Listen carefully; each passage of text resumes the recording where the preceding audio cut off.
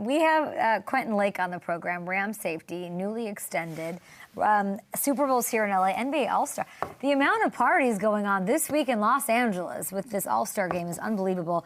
Ben Solak is here. He's always good for a party. Breaking in the Super Bowl, he did it. He found a way to get excited about this Super Bowl in a way I have not, so we'll get to him as we turn the page to the short off-season ahead of franchise tagging and free agency. Let's do it.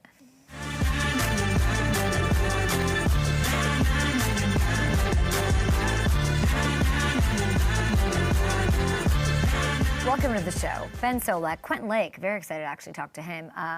And Ben Solak is always good for a great breakdown and a little, a realistic take that the internet will disagree with. But Matthew Hamilton, are you okay? I don't know. It's a loaded question. Here's what Hamilton wrote. We're coming to grips with the season coming to a close. And then opening animation, cold open, blah, blah, blah, guests. It's just now hitting us that we're done with football for the next 7 months. Are you upset about this? I couldn't be freaking happier. I couldn't be freaking happier. You know, it's mixed feelings. I feel like I didn't, in all the, in everything going on last week, all the excitement of it, I hadn't taken time to like really think about the fact that we're not gonna see another football game for 7 months. And are you work for the network or something? What's happening? Listen, well, right now, that sounds, it sounds nice that we're going to be able to get some rest for a little bit, spend some time with the cats, all that.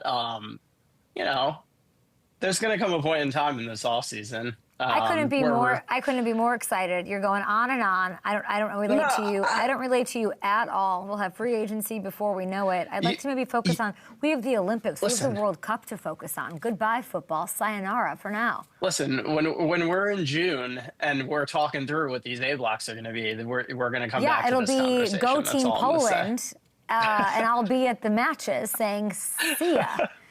We have so much exciting stuff going on. Derby. We've got, I almost said baseball. That's not true.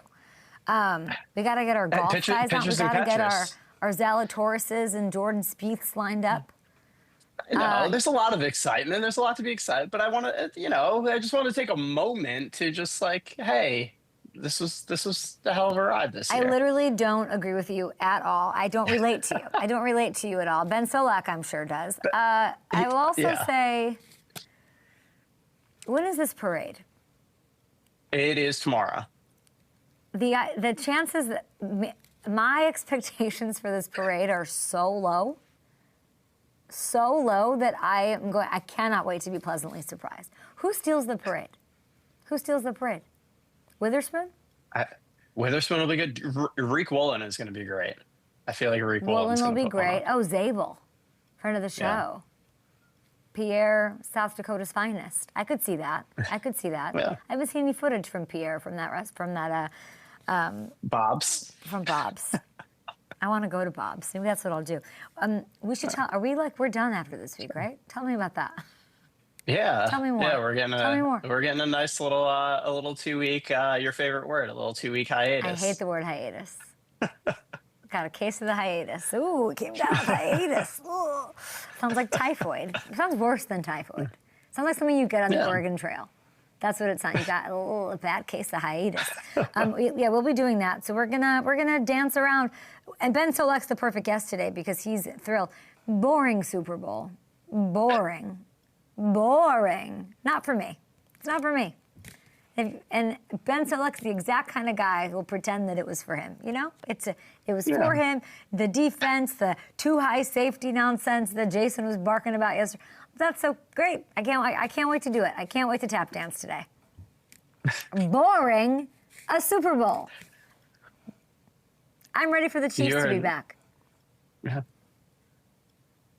I'm ready for the Chiefs to be back. I'm ready for the Bengals to have the third easiest schedule in the NFL. I'm ready to see which one of these teams that was hot this year, like the Patriots, is next year's Lions. Who's not making it back to contention? I can't wait to see that. I'm excited. The season is over. I'm happy about it. Let's move on here. We do want to still unpack this thrilling Super Bowl 60 with Sam Darnold and talk about him because truly it's the best storyline going, okay? We didn't really totally get a chance. And I got to tell you, not only has he had the best stretch of any quarterback in the entire NFL over these last 2 seasons, but this boring Super Bowl capped off really one of the best stretches of quarterbacks ever had in back-to-back seasons. We like to find those little moments of history and celebrate them. And this is one of them, including the playoffs. Sam's won 31 games over the last 2 seasons. He is a winner. That's tied with Favre, as you're seeing. That's tied with Mahomes for the 4th most in NFL history over a 2-year period. The only guy to win more, the guys really, sorry, Terry Bradshaw, legend. Tom Brady, legend. We're talking Hall of Fame company across the board. And of course, he's the only guy on this list that played for 2 different teams in the process, so that's a little something that makes him unique and stand out. I said coming into this Super Bowl that Sam's a top 10 quarterback in this league, regardless of what happened in the boring action on Sunday this past week in the Bay Area. And if you had any doubts that I was right, like this kind of cements it, doesn't it? And seeing the company that he's keeping with these best stretches that he's got going on. I also didn't get to touch on yesterday. And maybe we will with Ben, and maybe we even will with Quentin, as far as like he's got a great GM in Les Snead who locked him up for the next 3 years, and I'm excited about that. But Seahawks GM John Schneider, now just one of 3 general managers to win multiple Super Bowls with 2 different quarterbacks from the same franchise. We have dug in, and by we I mean Hamilton, the sick pup, and he's wondering, and I'm wondering, we talked about it this morning in our show meeting, what do we do with this guy? Like, where do we put him in the context of other great GMing in history or in that generation since the 2010 vibe where he's come to? Because there are some layers, and I'm going to lay some things out for everybody to think about this morning as they get back to work after this amazing Super Bowl. For this game, in this, like, I guess, like, window, in a vacuum, as the kids say, I can't get over how quickly he turned the roster over for this game to happen and for them to win the way that they did. 7 starters, guys, from Sunday. 7 guys you saw on the field. Just 7 were in the Seahawks final game a year ago. 7 roster-wide, okay? That's crazy. And while guys on the field starter-wide. While the additions of vets like Sam Darnold, DeMarcus Lawrence, that helps push this roster over the top. He really laid the groundwork with incredible drafts. We got Kenneth Walker and Witherspoon and JSN and Zabel and co. all added over the last couple of Aprils, which leads to just how incredible this man's been when it comes to draft day. And I'd like to present to you an all John Schneider draft pick team that we've compiled to put this into perspective for you. Take a look at this from across his 15 years as Seahawks GM. We'll start with the offense. Pretty special, right? And again, this doesn't even include any of his free agents. Or Doug Baldwin, by the way, who he signed after he went undrafted. What a pick that was. Let's not forget that guys like Kenneth Walker and DK and JSN, obviously Russell, those were guys he had to take swings on, big swings. But when it gets really fun is on the defensive side of the ball. I submit the all Schneider draft team defense. Where do you begin? First ballot Hall of Famer Bobby Wagner? As a second rounder, what a steal. I challenge anyone to match the secondary talent this man's drafted. Really, who's drafted better when it comes to the Shermans, the Chancellors? Those are 5th round picks. Hard to leave guys like Reek Woolen, Kobe Bryant off the lips, by the way. So this is an all-star team that he hath drafted. And you combine that with the buttons he's pushed, when it comes to these bets, are you kidding me? These are the top 5 moves, at least as far as the Up and Adams opinion goes. Draft, signed Darnold, took him away, big risk, a lot of grief, a lot of fans being like, what? We have Gino! The trade for Marshawn Lynch, one of the best ever. Leonard Williams deal 2 years ago, beginning of what was a big facelift for the defense. Michael Bennett anchoring the Legion of Boom pass rushes. Ernest Jones, love his name, love when he makes a play. That trade, who even talked about it when it happened? It was like the least talked about thing. Do they have a Lombardi without him? They do not. So, John Schneider, I'd like to give you a noogie and mess up that hair. Like the Grizzly, he should be in like a, what he could be in, Hamilton? I feel like he could be in that show like Alone, where they take you out into the wilderness and they like see how you could survive. Like, I feel like John Schneider would crush that kind of a show. He looks like a guy who just wants to go to a Pearl Jam concert. He's just, there's a lot of flannel in his off season. I've never met him. I don't know him. I don't know him at all. Maybe I've met him. I've met him. I don't know him. I have no like contact with him, and I don't need any. It's like don't meet your heroes vibes because like what do we do with him with that resume that we just showed? And it isn't even counting what he did. I mean, what did he do with the Packers? Yeah, I mean he was a scout that helped build up that Brett Favre, Reggie White Packers Super Bowl team. He has a ring from that, and he doesn't have a ring because it happened in the first year after he left the Packers, but he really helped construct that roster that Aaron Rodgers won a Super Bowl with too. So when you really look at the entire body of work of his career, he's one of the best personnel men I think that we've ever seen. Right. So is that like that's a statement? What do we do with him? What do we do with John Schneider? So Rodgers Super Bowl roster, obviously Favre, Reggie White squad, and what he's done, like what you just saw as far as talent turnover, building that defense is insane, and the signing that took balls. Yeah, some of these guys and the values, all things considered, where do you think he stacks up all time? That is my question for everybody out there today. We're going to take a short break here. Ben Solak is on the program. He's going to tell me it was an exciting Super Bowl. I want to hear it. I want to hear why it was exciting, some thoughts. He was amazing with Mina yesterday, breaking this all down. We'll also have Quentin Lake on the program after this.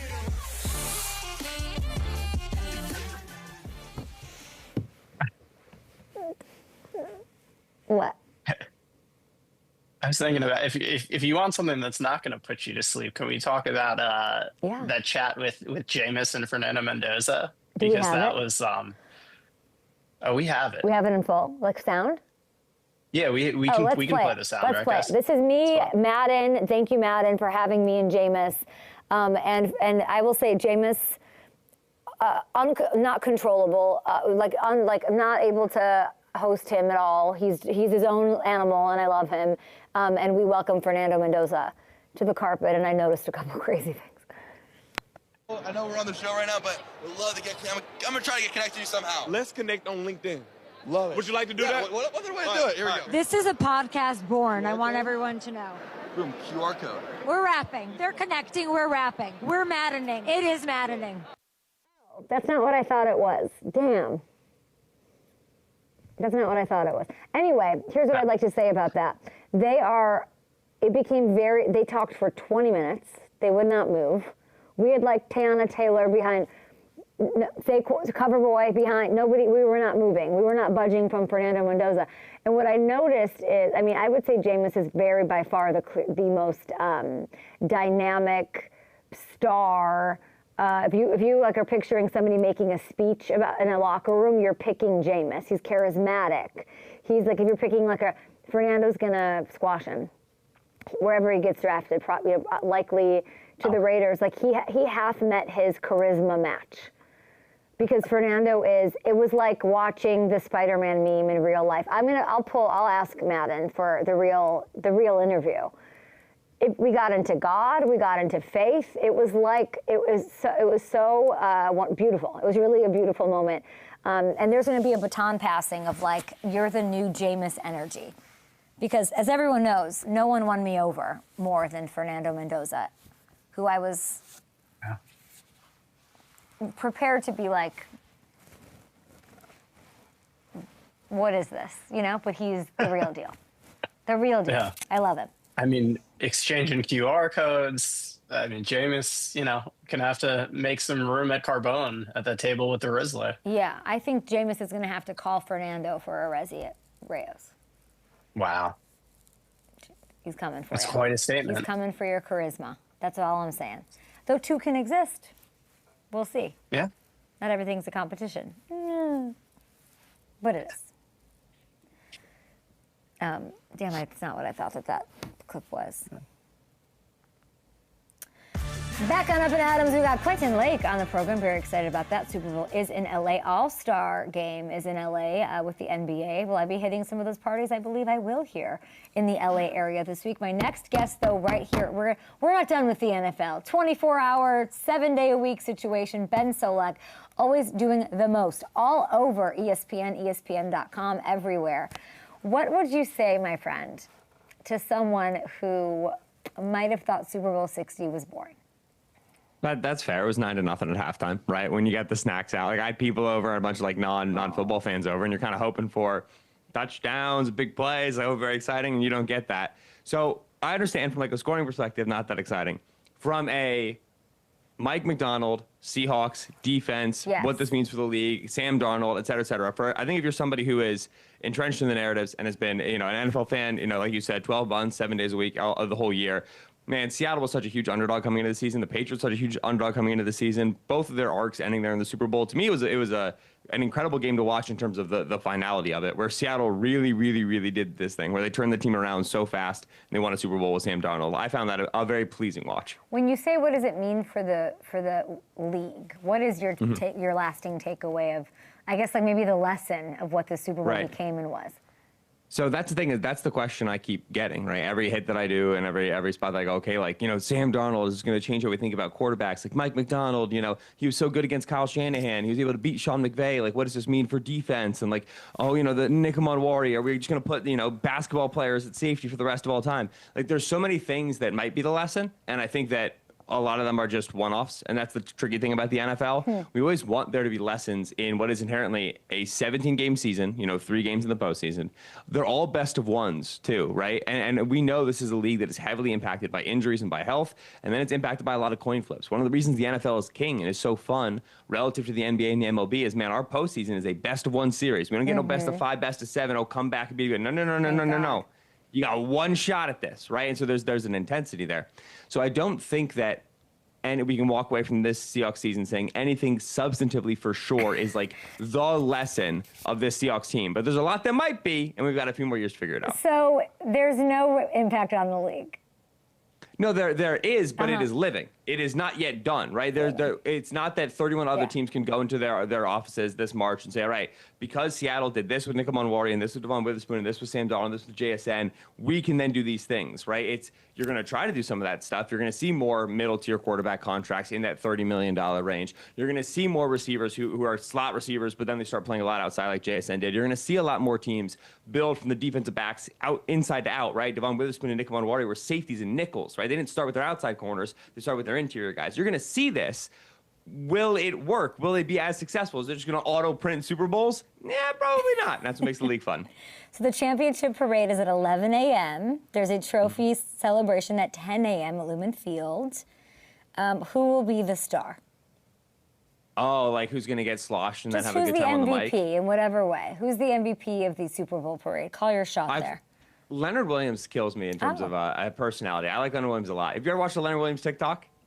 I have not, but I want to now. He's a good time. He does like houseplant care tips. He's like, this is how you water your monstera, right? This is how much light your orchid needs. Yeah, he's like a big like a nerd on the houseplants and stuff. And he's a very lovable guy, and he's got I think a very fun personality. And that's the MVP of this. You and I, Well, I think that's the Leonard Williams that we get. That's polished. That's presented. That's edited on the TikTok. I think if you get 7 to 9 beers into Big Cat, then I think we might get the personality to shine a little bit less polished. Are y'all sending Mina? What's that? Are you overlords? Are your overlords over there at ESPN sending Mina to the parade? Oh, I have no idea. No, I know she was in Disney, and I would wager that she wants to get home. I know she told me after the Super Bowl, she said, on Monday I'm going to Disney, and on Tuesday I have to start watching Fernando Mendoza, because that's just Mina's a grinder. So I'm going to guess that she's not on the championship parade. I'm guessing that, she's in the film. No, I think that is a bad move. Mina could easily be the MVP of this parade. We need to get her up there. Schools are close, up to 1 million people going. I think I need Mina. I need Mina or I'm not watching. I don't think anything will beat for me the picture of Howie Roseman with the beer can cut on his head because he got hit by somebody, tossing a can to him. Yeah. That was a pretty peak Super Bowl. You have that. I'm trying to think of other good parade moments. You have Kelsey in the Mummers uniform. You have Travis. You have Gronk in the SpongeBob hat catching like little bottles of Goldschlager. No, it was Fireball. You have Saquon lifting a man over a barrier. Yeah, you have Gronk tossing the Lombardi to Brady on the boat. Oh, yeah. Over the water. The boat one was sick. That was a good one. So we'll Tom see. Brady wasted, being carried off, That's a very valuable gift. Yes, I do appreciate the Tom Brady absolutely wasted getting carried by his buddies. Yeah, I don't know if they got. I don't know who that is here.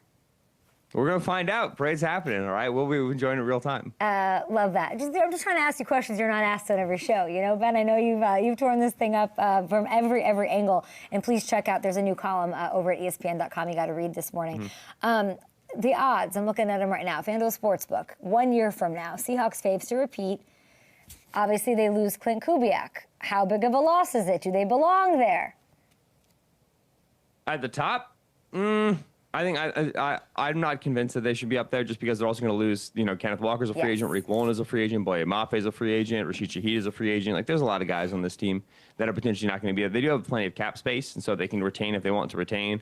I do think this is about as good of a Sam Darnold season as you get, right? And you got it with Kubiak. Now it's going to be a new guy. So at the top is a little too much for me. It is tricky because the NFC was so loaded this year and was so close and was so tight. And then the AFC was so weirdly weak this year. But then you go back and you look at the quarterbacks in the AFC versus the quarterbacks in the NFC, and you would expect teams like the Ravens and the Bills and the Chiefs to be higher because of the quarterback situation. So this is the weirdest I've felt looking at next year's Super Bowl odds in a while, because this season was so peculiar, especially with how lopsided weighted the conferences were. Can you tell me, like, the biggest loss that will be felt with the Kubiak loss? Like the Ben Solak special specific thing. Yeah, so Darnold had one of the highest rates of throwing the football against base defenses this year. Base defense, we're talking about 4 defensive backs on the field, 3 linebackers. And if you just look league-wide, I'm going to break some news here for you. The average pass against 3 linebackers, 4 DBs, way more successful than the average pass against, like, nickel, 5 defensive backs, or dime, 6 defensive backs. Because linebackers aren't coverage players, right? They're increasingly becoming coverage players. They're trying to do it better. But in general, if you can get a defense into base and then throw the football, it's the easiest way to explosive plays in the NFL. It's one of the reasons why Sean McVay had his 13 personnel thing this year. 3 tight ends, you have to match this with base. Kyle Shanahan has always used a fullback. Put a fullback on the field, you're going to want to respond with base. So Kubiak, out of that Kyle Shanahan tree, a lot of, they would do 2 back sets with Robbie Oots, their fullback. They would do 2 tight end sets. They would put Sam under center, and they would get you into base to throw the football explosively. That skill is a skill that the Shanahan tree in particular is really good at, and obviously we'll see who the internal promotion is for the Seahawks. If they go outside of the tree, what ends up happening. But Kubiak was excellent. He did this with Derek Carr and the Saints, and he did it again with Sam and the Seahawks at getting defenses to get 3 linebackers on the field, play action, pass, hit, explosive. That's exactly what I expect from you, Ben Solak, ESPN.com, all over ESPN action. I was talking to Jason McCourty yesterday, Super Bowl champ, and I asked him what do we do with Sam? How do we view Sam going into next year? Is he top 10? Is he the Herbert, Jalen Hurts kind of 1-1 ring? Like, is that how you view him? How do you view him? No, I mean, I think that Sam having the season that he did relative to Jalen having the last 2 seasons that he did is really clarifying, right? Because I remember, Jalen had that Super Bowl enormous win, great performance in the Super Bowl, and then we came back and I was on the show and you're like, Jalen's top 10. I was like, I don't think Jalen's top 10. So here I was, Sam had an unbelievable NFC Championship game. It was the best game I've ever seen him play against the Rams. Won a Super Bowl. Is he top 10? I don't think he's top 10. And we see the season that 2025 Jalen had as a reminder that there are a lot more quarterbacks whose success is a lot more frail than we want it to be, right? There's the elite top tier, which you would presumably have said, Patrick Mahomes, immortal, nothing will ever affect his offense. They have the 9th overall pick this year, right? Oh, Lamar Jackson, he auto-prints MVPs. Got banged up this year, couldn't move nearly as much. They'd have failed to make the playoffs. And so quarterback success from the top, even the tippy top all the way down, is a lot more frail than we want it to be. And so when one quarterback is successful, Sam Darnold wins an MVP, had an unbelievable season, great year, better than I ever thought Sam Darnold could play at this stage in his career. It doesn't mean he immediately vaults up into that category. It means that the tiers are a lot more smushed than we want them to be, and there's going to be a lot more year-over-year shakeover than we want them to be. And so for me, Sam is nicely in that, Trevor Lawrence tier, Jalen Hurts tier, Brock Purdy tier, Jared Goff tier, where if it's right, it's right. If it's wrong, then there's some issues. Let's take a look at the AFC odds, shall we? Control room, thank you. 6th hardest schedule next year for these Patriots. This is obviously an incredible story for them. Rebuilding year. Bills, Ravens tied at the top. Chargers better odds than the Patriots and Chiefs, though.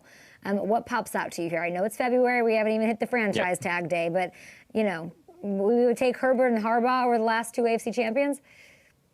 Yeah, I'm all over the Texans at this stage, both on this number and just generally. Texans are a great team to be investing in my opinion, right now. The entire defense is going to be back, and they obviously they were quite healthy this year, and so I always worry about the health. But that defense was one of the 3 elite defenses, right? Denver, Seattle, and then Houston. And then offensively, that was an unbelievably young offense, right? You have a rookie running back in Woody Marks. You have rookie young receivers in Jaden Higgins and in Jalen Noel. You have no Tank Dell for the entirety of the season. You have a rookie starting left tackle there, the offensive line, and they were shuffling the offensive line over the course of the year to try to figure out the best group because they had multiple free agent ads, right? You have C.J. Stroud, who's still a young quarterback. You had Nick Caley, who was a first-year OC. And over the course of the back half of the regular season, they were figuring stuff out, and they were getting a little better. Running game was improving. Jaden Higgins was taking steps forward. They obviously got deleted by the Patriots in the snow. Bad game. Like, it leaves a sour taste in your mouth. But in general, like, that offense was never going to be in its final form after one season. And I think that you're going to see some more investment on the offensive line this offseason. I think you're going to see a much better, more polished and controlled C.J. Stroud over the course of next year. That plus just this defense, right? Like, that defense is going to auto-print you 8 wins, 9 wins. Just on the back of how good that group is. The Ben Solak auto print's killing me. I love that. I don't even think auto printing is a thing that exists in the world, but it's a phrase I've always used. And I think it's great. I know it really it illustrates and illuminates your point very well.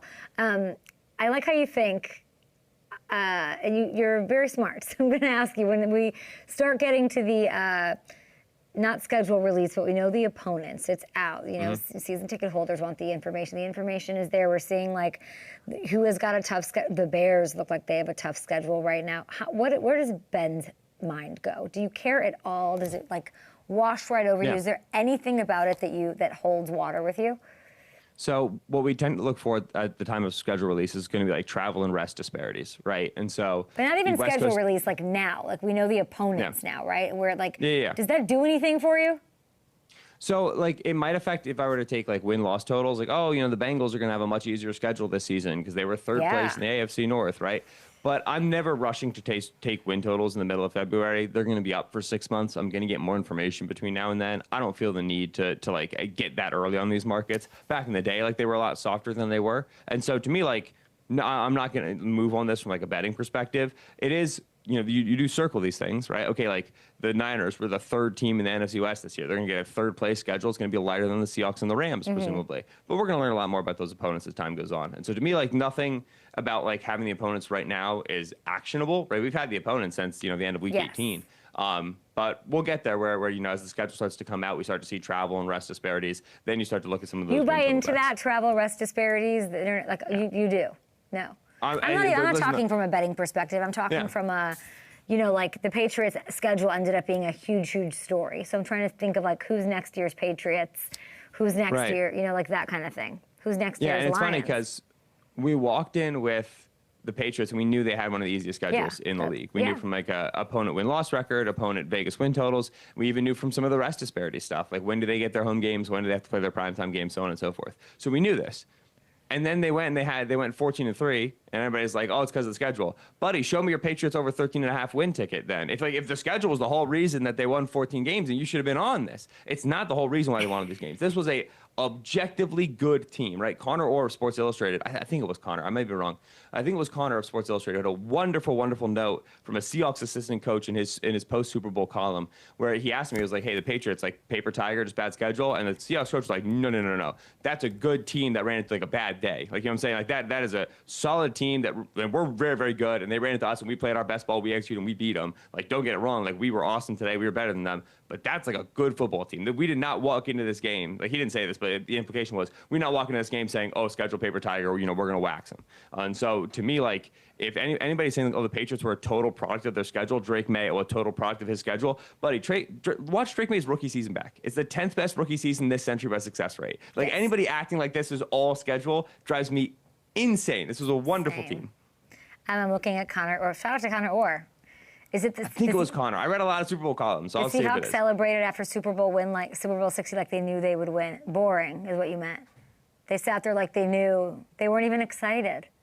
You saw Ryan Clark on your very set yesterday at Disney. Did you all get after? Nobody got after it. Nobody, you know. Listen, they go after their coach, Mike McDonald, right? Mike won the Super Bowl and just kind of sat there and was like, cool, I meant to do this. Yeah, I guess. I hate it so much. Okay, I'm done with the Super Bowl. I want to ask you about other storylines. You know what I would find really funny is like Aaron Rodgers and McCarthy back together would be an absolute riot to me. Mike McCarthy is the Steelers head coach.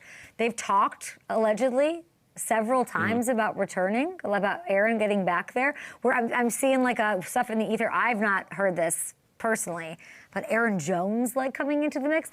Are the Steelers really? Is this real? 42-year-old quarterback Aaron Rodgers back with McCarthy. Is this the plan? I should not be forced to watch Aaron Rodgers McCarthy in 2026. I did my watching of Aaron Rodgers Mike McCarthy in the late 2010s, and I watched it fall apart, and I watched the offense lose its fastball, and I watched Rodgers just become like a silent protester within the offense, just calling the plays that he wanted to. This was like 8 years ago. There's no reason to do it again. Rodgers at this point in his career, like with his play style and then his athletic limitations, just it's really hard for him to be a successful quarterback. He's gonna have 2 or 3 games a year where he's just like so sharp and so correct that he like dices up and surgeons a bad defense. But in general, like he cannot create outside of structure. Among 35 quarterbacks, he was like dead last in terms of explosive play rate on extended dropbacks. Time to throw is one of the fastest in football. Air yards to the sticks, one of the lowest in football. Like he's a point guard. He's a pop gun shooter. He cannot do things down the field. He cannot do things outside of the pocket. You're going to run a Mike McCarthy offense that is extremely well known in structure, right? This defense has been on these calls and on their checks for a long time. It will not go well. Oh my gosh, it's something you think will be boring. And bad. Boring is bad because I have to watch the film of it for 17 weeks and write about it. I like that you're saying that. I thought you were going to be like, it might be interesting for this. No, nobody wants it. And then my question is that a me impersonation right there with the No, my question is more like, what is the plan for the future? Like it's very sad. And when Tomlin stepped down, the Steelers had a real opportunity to like hit a reset clock, be bad for a little bit, get a young coach, and try to like draft a quarterback next year. And they went completely the other direction, and that is, I think, a terrible shame. And I get it from a Cam Hayward is old, T.J. Watt is old, Jalen Ramsey is old perspective, but you were the one who built that ship. You extended T.J. Watt. You went and traded for Jalen Ramsey. So you're the one who made those errors, and now you're just double downing on the errors to burn more clock with another, long-tenured head coach who's famously not very successful in the postseason, same way Tomlin was. I simply don't understand what's happening in Pittsburgh right now, and I'm upset that it is. Would you rather they be bad than mediocre with this? That's kind of where it is. It's like I'd rather you be bad than mediocre with Aaron. This is the whole thing with Tomlin, right? Is that he's never had a losing season, and the limiting factor on that is that it's really hard to get those early picks, get those blue chip players. My father's a Steelers fan. My father would do anything to go 4-13 at this point. He's so desperate to have one losing season, and rightfully so, because it allows you to reset, swallow some dead cap, acknowledge that, okay, we need to get younger as a team. You play some younger players, you develop some rookies, and then you try to build a new winning window, right? You have to do these things sometimes. That's how you got Big Ben. Steelers, let's go. Yeah, back in 2004. Nobody remembers. I love the idea of you watching the Super Bowl, and like, are you like the fact that you were hosting a Super Bowl, you have to watch it that intensely. Did you rewatch it or something? What does that even mean? Yeah, I mean, like, I never get to host on a Sunday because I'm working, but usually I've got like 8 games up at once. One game up at one, that's not a problem. You know what I'm saying? That's very easy to go watch through, and then like, I think it would not be an enjoyable experience to watch a Super Bowl with you. I think you'd be so dialed in, and I'd be like, so how's the fan? Look at halftime, and you'd be like, shut up. Yes. So everybody came like much earlier, a couple hours beforehand. They played. I've got 2 little kids, and so they played with the babies, met with the babies. And then I answered all the questions. I instructed, okay, this is how field position works as a first down. This is mostly like nobody watches football. I presented on some of the coaches and the players. Like, this is Sam Darnold. We like him. This is Drake May. He's very lovely. I showed like an Ann Michael May Bakemas video. I was like, see, she's very nice. Did you really? You have like a PowerPoint. That's adorable. Oh, I had a PowerPoint. Oh, bad. And so. Yeah, so then everybody got it, and then once the game started, I was just sitting in a chair typing away and rewatching, while my wife at that point kind of took over the hosting duties. But I had to record with Mina right after the game, and I told everybody, I said, you can come over, and I had a great time, food and everything. The moment this game ends, you got to leave. And so I'm getting ready to record, and they're dilly-dallying in my foyer talking. I had to throw my friends out. Like, listen, everybody, you can talk outside in the driveway if you want. Like, I have to record. So they did get tossed out at the end of the night. I love that. There's a new article on ESPN.com right now. Check out Ben's work, please. Ben Solak, we appreciate you. Don't go anywhere. We have a YouTube break, guys. Subscribe to the YouTube. We gave our friend Ben a little homework. Not that he has enough to do. I think we asked you for some free agents, and this list is pretty wild. And that action, all the trade action, it's here. It's a couple of weeks away. I'd like to hear your top 5 free agent moves you'd like to see happen. Let's start at 5. Alec Pierce for the Patriots, I'm very enthusiastic about. Pierce is this like big downfield receiver, most explosive receptions per touch this year in the NFL. Drake May, we've seen, be a highly explosive passer. He's got a great downfield ball. Stephon Diggs doesn't really have that juice, right? Demario Douglas is kind of their speed guy. You really saw the Seahawks not fear those two players in particular in this game. And so I think you'd like to see a bigger, stronger X receiver who can win some of those backside balls, some of those contested balls, but then also has the ability to win with speed down the field. And so Pierce from the Colts is going to make a lot of money. I think he's going to be the one that surprises a lot of people. So Pierce is my 5. I think Jawan Jennings is my 4 to the Kansas City Chiefs. The one thing, the Chiefs need to be more willing to block with their receivers in the running game. It's the number one limiting factor in their running game right now is Xavier Worthy, Rashee Rice, Hollywood Brown. These guys can't block. And so they can't be multiple in how they run the football. Juwan Jennings with the 49ers, man. Like tough on third down, makes hands, catches, physical. I love that. But he is an extremely willing blocker. He would bring a degree of physicality that the Chiefs desperately needed at the position. Number 3, I have Boye Mafe to the Bills. This is one of those Seahawks free agents I talked about. He is like an outside linebacker, a more speed rusher that lost favor in this new defense because Mike McDonald needs these guys to be bigger, longer, stronger. Well, Jim Leonard takes over there in Buffalo, and he needs his Nick Menitos. He needs his Jonathan Coopers. He needs those speed demons on the edge. So Mafe's got to find a new home. I think Leonard might be a good spot for him. Number 2, I have Kyle Pitts to the Giants. Pitts, I'm really excited to see where he goes. Pitts had such a good season in 2025. Oh my God, like he's back. He's fully back from the knee. He's explosive. He catches. I love Kyle Pitts. I think he's still only 25 too. He came into the league so young. I think Pitts is going to be one of the. I need them to have a great tight end. They need a secured. I love this. I love that one. And what's number 1? Number 1 for me is Malik Willis to the Browns. I'm very interested to see where he ends up at Packers quarterback here moving around. And I think the Browns with Todd Monken, who coached for Lamar Jackson, is a really good fit for like what Lamar Jackson did best, what Malik Willis does well. Some of the vertical balls, some of the quarterback run stuff. There's going to be familiarity there. And the Browns so badly need the help of quarterback. So to me, Willis is exciting. What does this mean for Shedeur?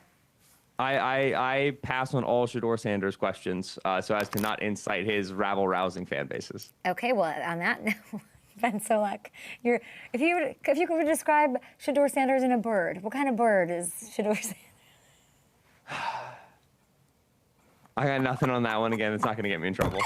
Thank you, Ben Solak. Check out Ben's new column just released this morning on ESPN.com. You're the absolute best. This is a treat. Thank you. Appreciate it. Thank you, Kay. Appreciate you. Wow, I like that free agent trade list. I'm getting excited about all the possibilities in the league. We've got a really special guest up next. Oh, are we on? No. Stop. Yeah. Okay. Great. Thanks to Quentin. I'm so excited. Ben was great.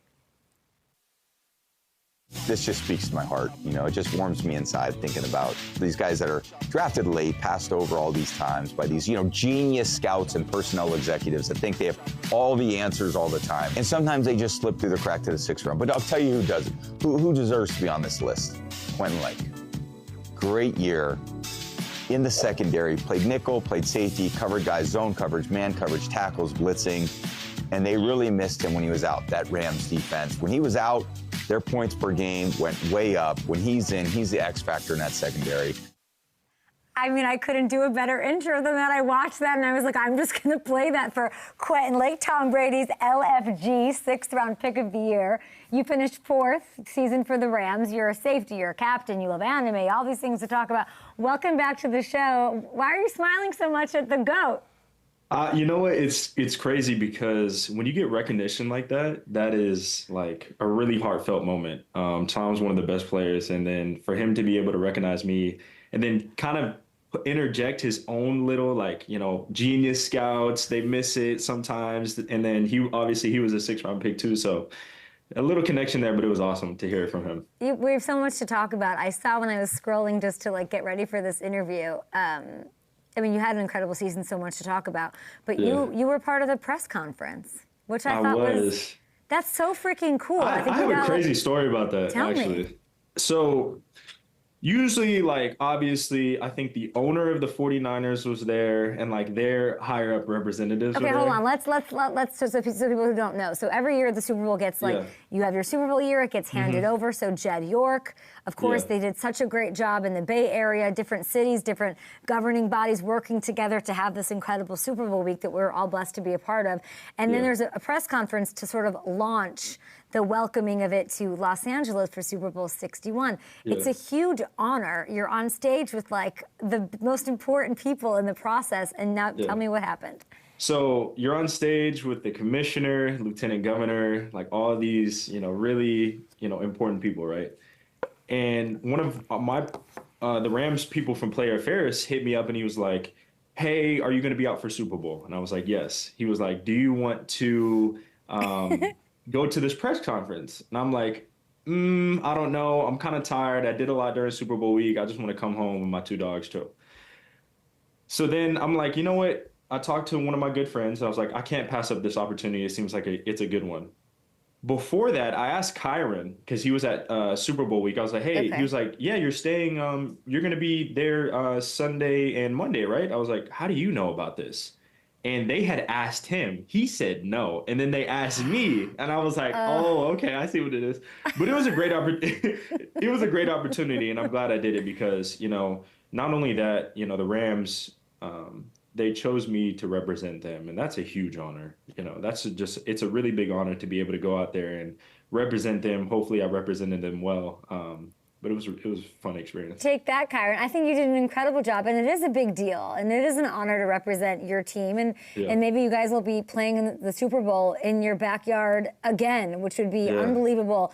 And I wouldn't put it past you because you guys were likely the second best team in the NFL this year, and it must have been heartbreaking. Everybody said the NFC Championship was the Super Bowl, and I know. I think that was a little bit true. How are you feeling about all of that? Like, if you sit here, you watch the Seahawks win the way that they won, and then it's like, yeah, we were really great though. And I didn't watch the game. Oh, really?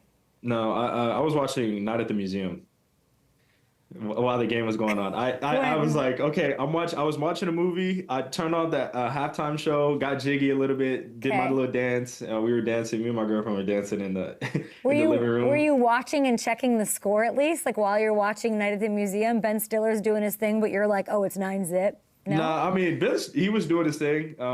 Ben Stiller was. I would check this. Yeah, I was checking the score. Yeah.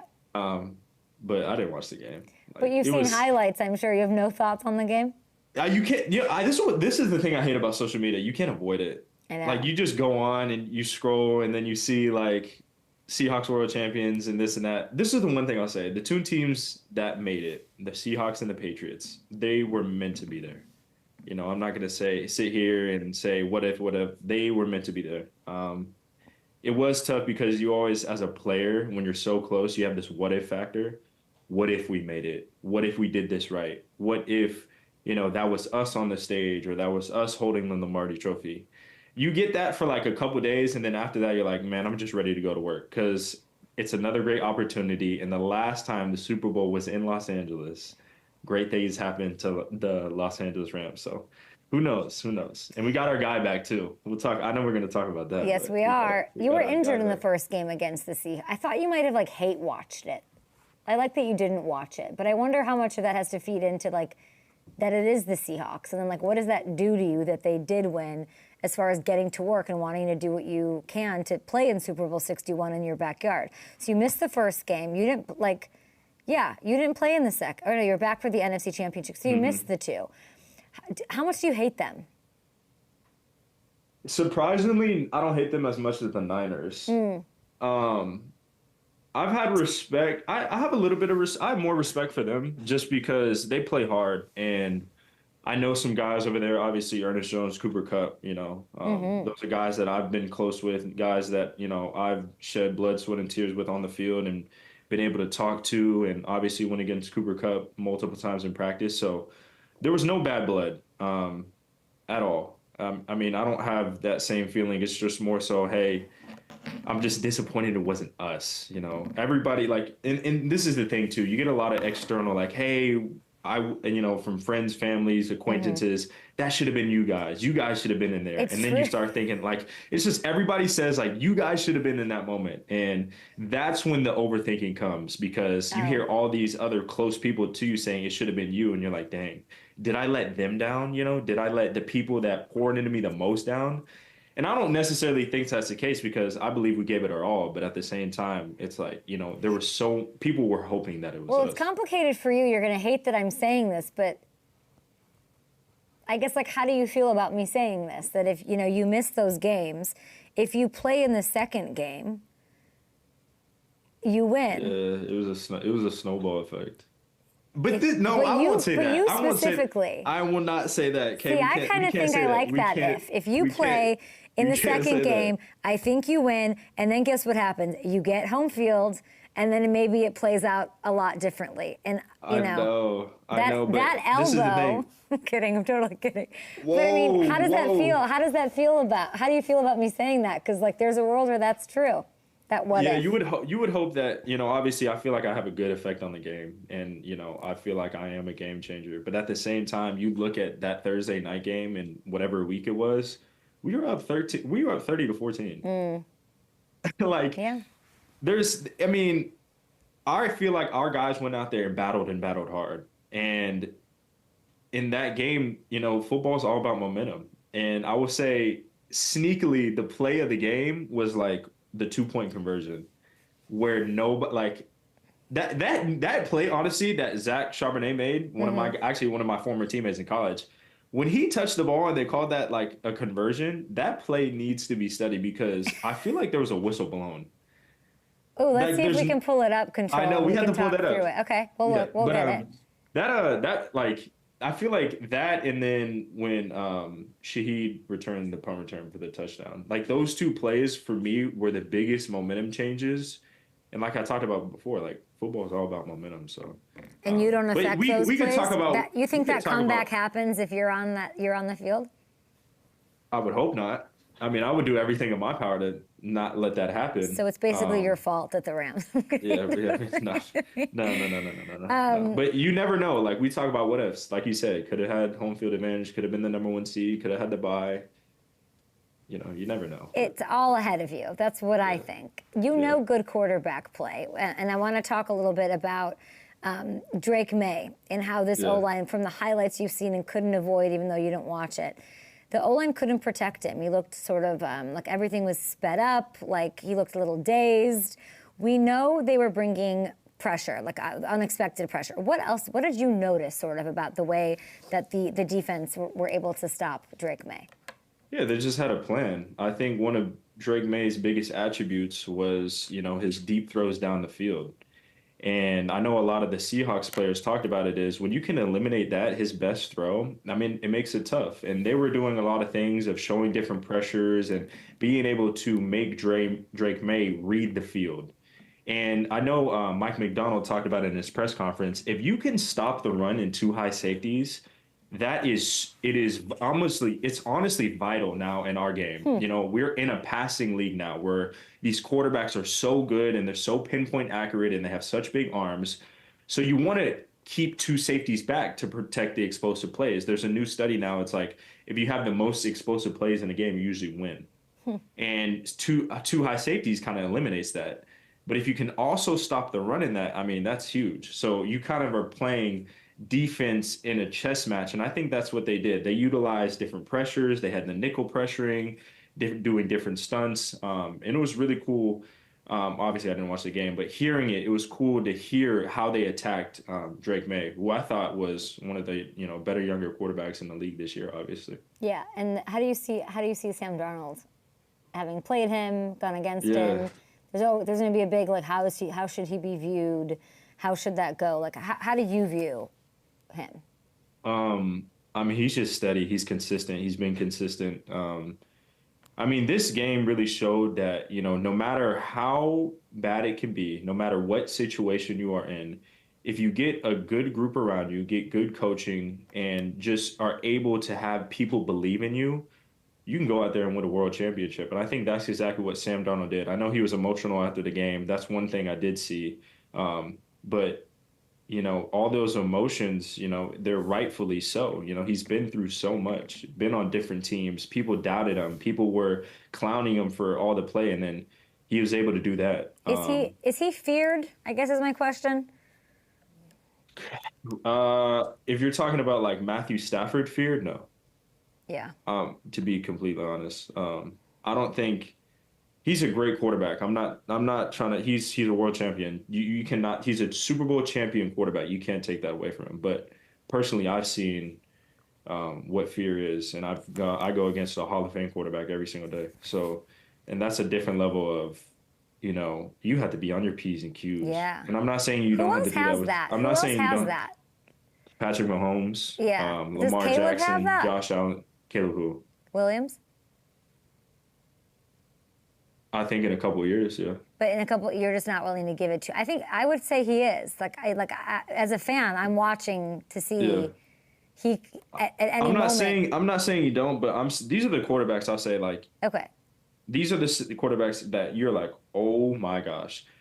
Matthew Stafford, 1. I'm not going to actually make it an order. Matthew Stafford, Patrick Mahomes, Lamar Jackson, Josh Allen.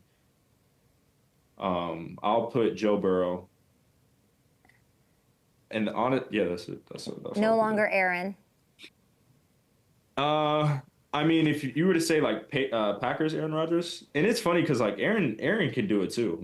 He's 42 and on the Steelers and not running, so not Packers. Different age, Rodgers. But he still has it mentally. He still has it. Mentally, he still has it. So you kind of need to have all of it. And then who's on your watch? Give me two guys on your watch list. Quarterback wise? Yeah.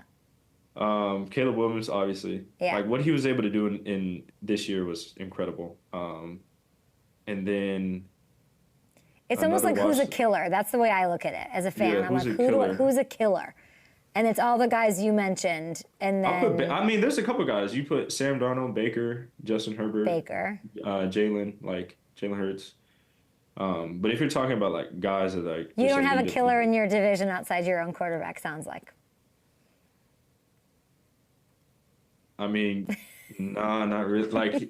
Compare. It's just I'm spoiled. I get it. It's just hard to define as a fan. But I'm like, no, you're a killer. You're not. I went to Chicago. Stuff Stafford says he's a killer. He is, yeah. He's a killer.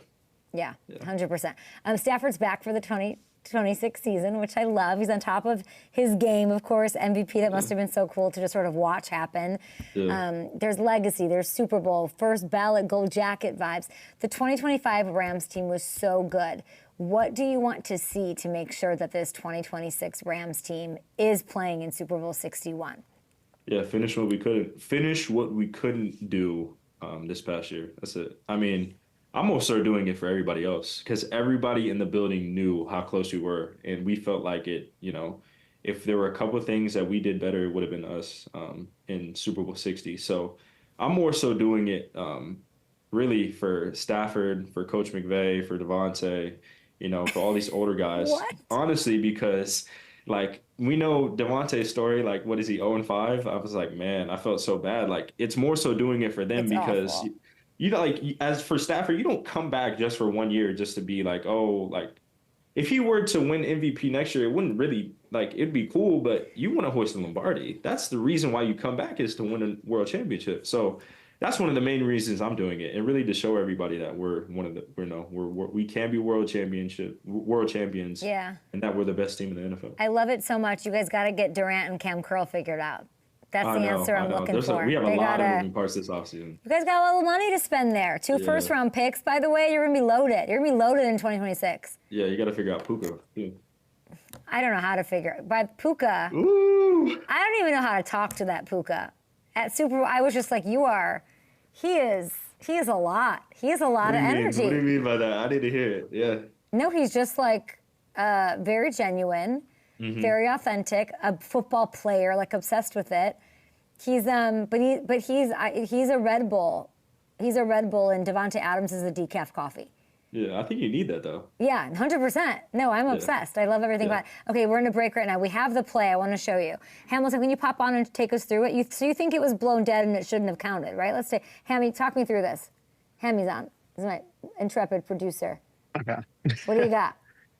All right, let's pull it. So they rule this a backwards pass from Sam Darnold after review, and the whistle blew because they thought it was an incomplete pass. But what the ruling was because Charbonnet recovered it in the end zone, that it still counts as a touchdown because it was a clear recovery in the end zone. So if the ball wasn't in the end zone and he picked it up and ran it into the end zone, it would have been blown dead where he picked it up.